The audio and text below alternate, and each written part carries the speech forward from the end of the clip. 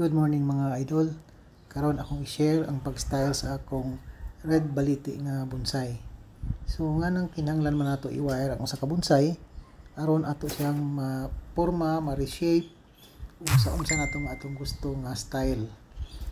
Nakita ninyo kanang arong pula nga tawag og apex. So ato nang as a guide para tanan natong gi-style nga mga bonsai naagud si apex para ma-represent gihapon ang mura og tinud nga kahoy nga nasa apex. So una tay daghan nga mga style sa bonsai. Ang pinaka-common ang upright, then ay mga slanting, ay mga literati, cascading.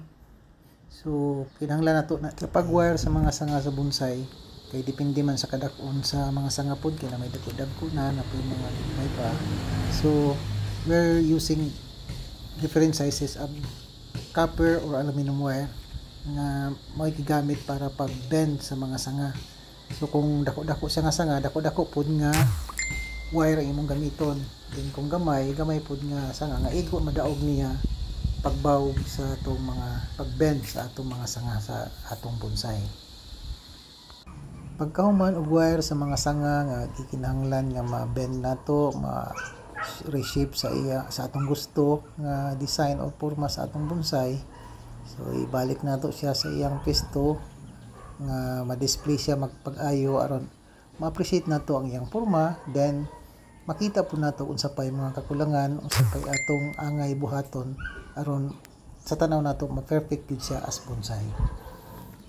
Actually kani akong bonsai dugay-dugay na po ni 1990s na ni, pero tanaw nimo sa iyang porma. Di pa man kayo dako ang iyang trunk pero makita na nimo ang grabe nga mga gamot nga nagpalibot sa iyang punuan. Kay nagsugod ni siya as di man gud dako gud nga daan nga materials. So for many years pa nako siyang napa-develop aron may nani ang hitsura.